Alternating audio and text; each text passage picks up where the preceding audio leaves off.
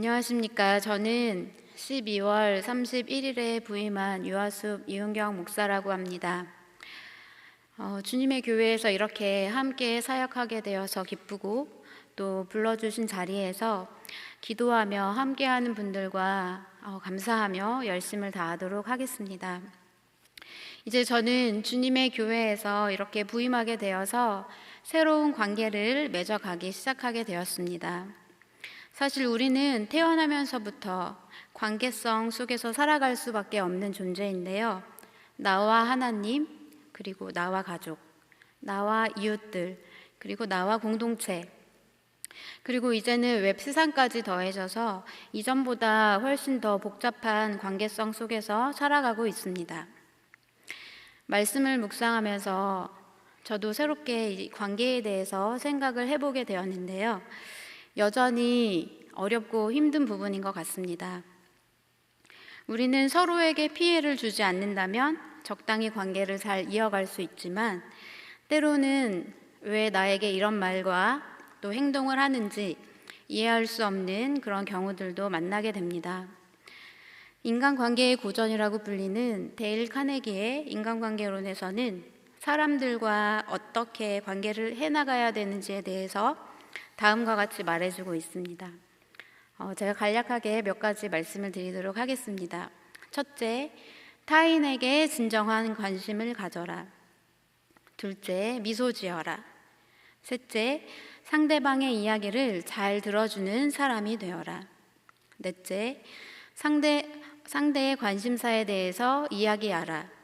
다섯째, 상대방이 스스로 중요한 사람이라고 느끼게 하라. 진심으로 그렇게 하라. 이와 같은 인간관계에 대한 책들이 많이 쏟아져 나오고 있는데요. 아주 수많은 방법들을 제시하고 있습니다.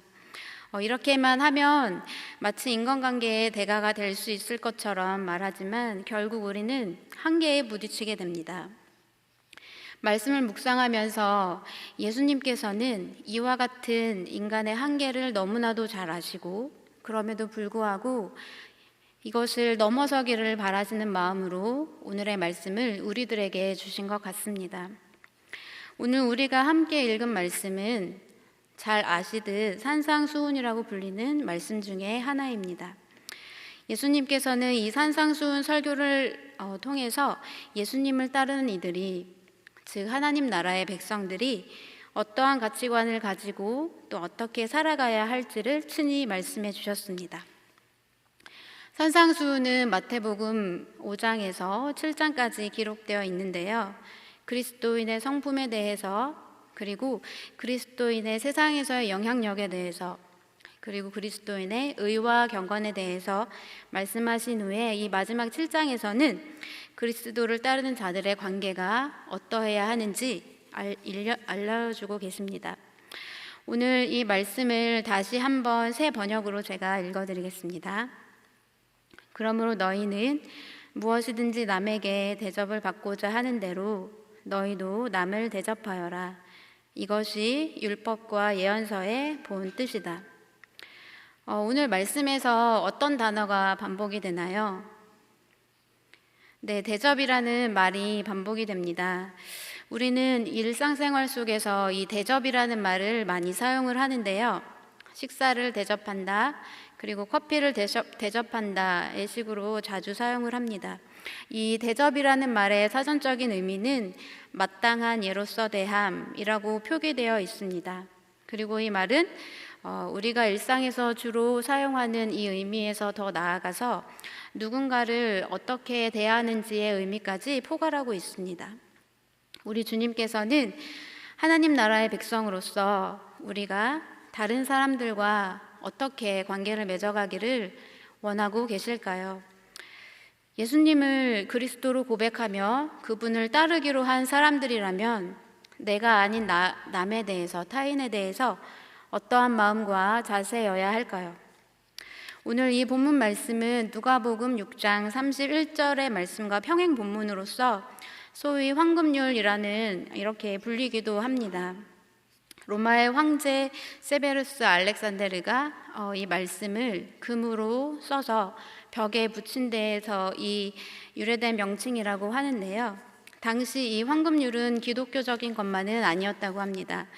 헬라의 소피스트들에게서도 이 뜻이 발견이 되고 또 당시에 헬라의 대중 철학에서도 크게 사랑을 받았던 보편적인 도덕 원리였다고 합니다. 하지만 이 말씀은 예수님께서 친히 그분을 따르기로 한 하나님 나라의 백성들에게 직접 산상에서 선포하신 말씀이기 때문에 그 의미가 더욱 커지게 되었습니다. 또한 이 구절의 위치를 잘 보시면 중요성이 더 강조가 되는데요. 오늘 본문 말씀 앞부분에 보시면 7장 1절부터 시작되는 제자들의 의와 인간관계를 주제로 하는 단락의 결론이면서 동시에 하나님의 뜻을 행함에 대하여 적혀있는 단락의 시작이기도 합니다. 오늘 말씀 속에 이 대접이라는 말은 존중이라는 말과 많이 닮아 있습니다. 우리는 대부분의 사람들로부터 존중과 대접을 받고 싶어 합니다. 하지만 우리가 모든 사람을 존중하고 있지는 못하는 것 같습니다. 예수님께서는 이렇게 모순된 우리의 마음의 간격을 메울 수 있는 그 해결책으로 오늘의 말씀을 우리들에게 제시해 주신 것 같습니다.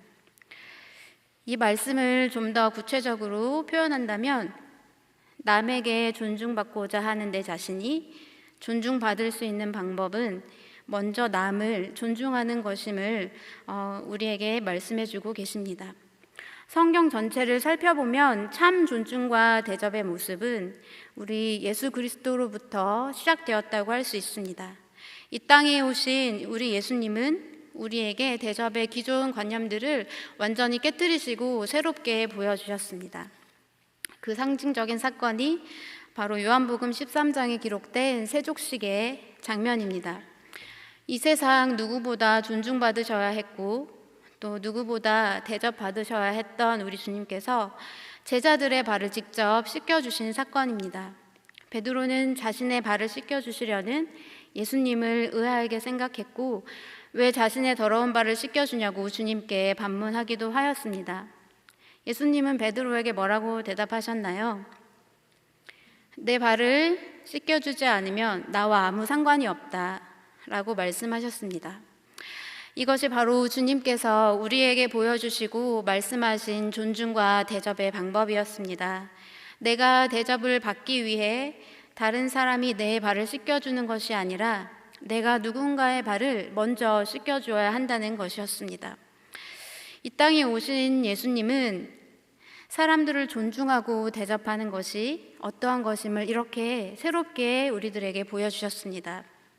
더 나아가서 우리 주님은 십자가 위에서 대접과 존중을 완성하셨는데요. 주님은 십자가에서 그분의 모든 것을 내어주심으로 말미암아 온 인류를 대접하고 존중하는 당신의 말씀을 스스로 완성하시고 보여주셨습니다. 오늘 우리는 주님의 부활 이후의 삶을 살아가고 있습니다. 우리의 옛 습관과 자아를 버리고 예수 그리스도의 보혈의 능력과 은혜로 새롭게 거듭난 나로 살아가는 것이 주님을 믿는 우리의 사명일 것입니다. 지금 우리의 모습 속에 혹시나 대접과 존중만을 받기를 원하는 그러한 옛 자아가 있다면 십자가에 못 박고 새로운 나로 살아가는 것이 부활 신앙을 살아가는 참 모습일 것입니다. 예수님을 믿는 우리는 혼자가 아닙니다. 가족이라는 공동체, 그리고 교회라는 공동체, 하늘 공동체에 속해 있습니다. 하나님은 우리에게 허락하신 이 공동체, 즉 관계성 속에서 하나님 나라의 백성으로서의 삶을 반드시 살아내라고 오늘의 말씀을 우리에게 주셨습니다. 제가 오늘의 말씀을 묵상하던 중에 살아오면서 가장 기억에 남는 존중의 경험이 떠올랐습니다. 교우분들께서는 어떤 존중의 경험이 인상적이셨나요? 저는 오랜 시간을 거슬러서 6살 유아기 때가 떠올랐습니다. 살아오면서 몇 번 가까운 지인들에게 이야기했던 적이 있는데요. 아버지께서 6살 꼬마인 제 이야기를 들어주셨던 장면입니다. 제가 아버지께 어떤 이야기를 했는지는 그 내용은 도저히 기억이 나지 않지만 제 이야기를 들어주시는 아버지의 모습과 분위기가 정확하게 기억이 납니다. 아버지께서는 제 이야기를 너무나 진지하게 잘 들어주셔서, 그리고 잘 대답해 주셔서 이야기를 하는 제가 이야기의 내용보다는 아버지의 반응에 집중했던 그런 기억이 있습니다. 마치 어린아이의 이야기가 아닌 진짜 친구의 이야기를 들어주시고 대답해 주셨고, 그래서 아버지께 그런 말을 하면서도 저는 기분이 너무나 좋았습니다. 아빠는 내 이야기를 정말 잘 들어주시는구나, 그리고 아빠는 내 편이고 나를 믿고 계셔, 이런 생각을 그때에도 갖게 되었던 것 같습니다. 아버지의 이 존중의 마음에는, 그 바탕에는 무엇이 있었을까요? 저를 있는 그대로 기뻐해 주시는 마음과, 그리고 6살 그 어린 저를 사랑해 주시는 마음, 그리고 저를 신뢰해 주시는 마음이 있었던 것 같습니다. 이렇게 진심 어린 존중으로 깊은 인상을 주셨던 아버지의 모습은 제게 일평생 영향을 주었습니다. 한 사람의 진심을 다한 이 존중은 다른 사람의 일생 동안 오래도록 남아서 힘들고 지친 순간을 잘 견디고 이겨낼 수 있게 해줍니다. 어려움 가운데에서도 자존감이 바닥에 떨어지고 또 움직일 힘조차 없을 때에도 내면에 이미 저장된 이 존중의 경험은 그를 다시 일으켜주고 이겨낼 힘을 주게 됩니다. 오늘의 이 말씀을 묵상하다가 이 대접과 존중에서 더 나아가서 그 의미와 깊이가 확장된 말은 없을까 생각을 해보게 되었는데요. 오늘부터 시작하는 영성훈련이라는 책에서 환대에 대한 글을 읽게 되었습니다. 환대는 기뻐할 환, 그리고 기다릴 대, 누군가를 기쁜 마음으로 기다리는 것입니다. 나의 공간에 타인을 기쁨으로 허용하고 또 타인을 자신의 영역 안으로 기뻐하며 용납하는 것입니다. 책 속에서 저자는 하나님의 환대에 대해서 이렇게 이야기를 하는데요. 하나님께서 세상을 지으신 이 창조의 순간부터 환대가 시작되었다고 표현합니다. 세상을 창조하실 때 말씀하셨던 하나님의 어조는 결코 명령형이 아닌 따뜻하고 배려 있는 말로 있으라, 이렇게 말씀하셨습니다. 이러한 환대 가운데 지어진 아름다운 세상조차 죄로 인해 금방 황무해졌지만 하나님은 인류에게 한 번 더욱 커다란 환대를 선물해 주십니다. 친히 육신의 몸이 되고 또 최고의 환대를 인류에게 주셨고, 그렇게 오신 우리 예수님은 참 평화와 사랑을 우리에게 안겨주십니다. 이 땅에 친히 오셔서 그분의 공간에 이 세상을 받아들이며 환대해 주셨고 그분의 모든 것을 우리에게 내어주셨습니다. 그래서 이 세상에 오셔서 3년간 공생의 사역을 하시면서 스스로를 낮추셨고 또 스스로를 비우셨으며 어떠한 타인이라도 있는 그대로 받아주시고 기쁨으로 안아주셨습니다. 우리 주님과 같이 이렇게 대접과 존중 그리고 환대의 사람이 되기 위해서는 먼저 하나님께서 그분의 전부를 주신 그 십자가의 은혜를 나와 또 내 지체를 향해서 동일하게 주셨다는 그 사실을 우리는 늘 기억해야 할 것입니다. 이렇게 하나님께서 우리에게 오시고 또 구원의 역사를 이루신 이 모든 바탕에는 기쁨으로 우리를 바라보시고 또 우리를 있는 그대로 대하여 주신 환대의 마음과 존중과 또 대접의 마음이 전제되어 있습니다. 오늘 우리에게 주신 이 메시지대로 나와 전혀 다른 존재인 타인을 기뻐하며 용납하고 또 함께 우리의 인생길을 온전히 기뻐하며 걸어간다는 것은 참으로 어려운 일입니다. 타인이 용납되지 않을 때, 또 타인이 이해가 되지 않을 때, 타인과 의견이 충돌될 때가 참 많은데요. 특별히 우리 교회 공동체 안에는 연령별로 또 교구별로 사역의 분과별로 직분 등에 따라 많은 그룹이 형성되어 있고 많은 관계성들이 존재합니다. 이 다양한 관계성 안에서 살아가야 하는 우리에게 오늘의 메시지는 참으로 중요합니다. 버릴수록 우리를 자유롭게 하는 것들이라는 책에서 발췌한 내용인데요. 호랑이 줄무늬는 밖에 있고 또 인간의 줄무늬는 안에 있다라는 속담이 있다고 합니다. 사람의 아름다움은 외향이 아닌 내면에 있다는 말입니다. 나와 다른 타인은 품을 만한 마음의 여백이 있어야 하나님의 사람이라고 할 수 있습니다. 하나님을 믿는다면 우리 속에도 하나님의 모습과 마음이 새겨져 있어야 할 것입니다. 나와 다름을 불편해만 하는 것이 아니라 서로의 다름을 귀하게 여기고 안을 수 있는 넉넉한 마음을 지닌 우리가 되어야 할 것입니다. 그러한 마음이 있는 곳에 하나님의 생명이 있고 또 세상을 치유할 힘이 있다고 생각합니다. 하나님은 이렇게 우리가 함께 조화롭게 아름다운 사랑의 무늬를 그려나가기를 원하고 계십니다. 기쁨으로 우리에게 모든 것을 내어주신 주님께서 바로 우리가 주님의 사랑과 생명을 더 많은 곳으로 흘려보내는 축복의 통로가 되기를 원하고 계십니다. 해석사에서는 이 산상수훈 말씀에 대해서 이런 질문들을 해왔다고 합니다. 그 질문이 무엇일까요? 과연 이 산상수훈의 말씀이 실현 가능한가 였습니다. 교우분들께서는 어떻게 생각하시나요? 이 산상수훈의 말씀을 자세히 들여다보시면 상당히 엄격한 기준들로 제시된 그런 메시지 같아 보입니다. 앞선 질문에 대한 대답은 실현이 가능하다입니다.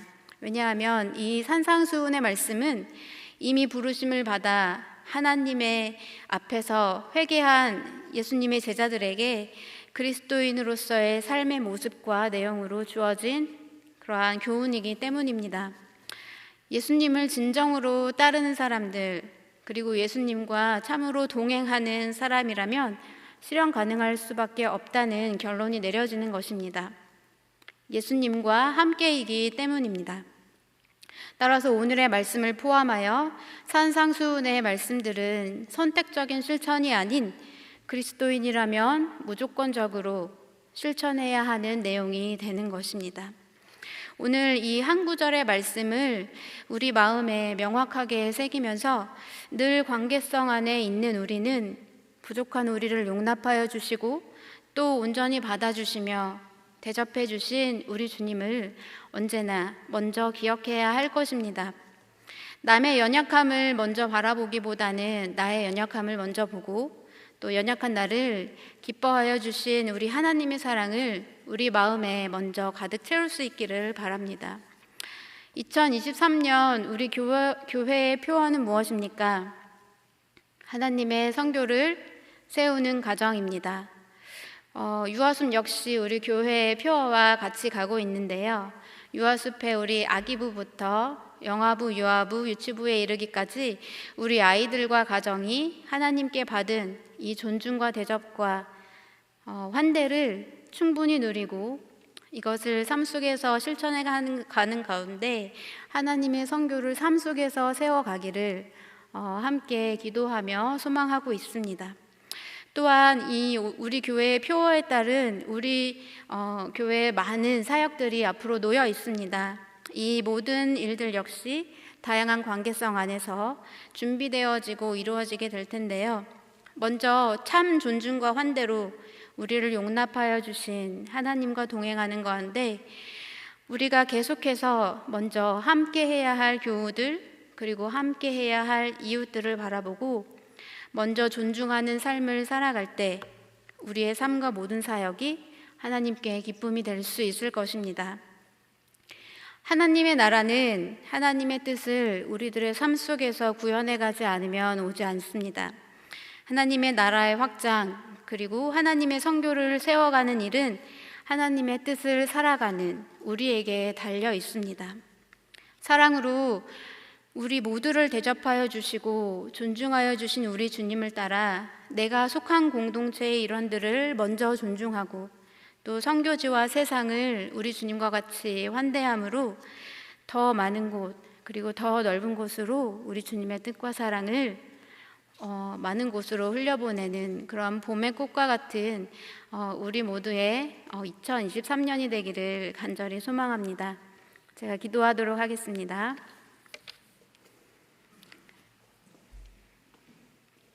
우리를 사랑하시는 하나님, 오늘도 주의 말씀을 마음에 새기고 함께 기도할 수 있도록 인도하여 주심에 감사를 드립니다. 남에게 대접을 받고자 하는 대로 남을 대접하라 하신 주님, 또한 우리에게 친히 오셔서 모든 것을 기꺼이 내어주시고 부족한 우리를 존중하시고 환대해 주신 사랑의 주님, 우리도 주님을 따라 존중하며 사는 삶으로 삶의 작은 영역에서부터 하나님 나라의 확장에 귀히 쓰임받으며 하나님의 선교를 세워가는 존재로 주께 기쁨이 되는 한 해 되게 하여 주시옵소서. 우리에게 모든 것을 내어주시고 영원한 생명과 기쁨을 허락하여 주신 예수님의 이름으로 기도드립니다. 아멘.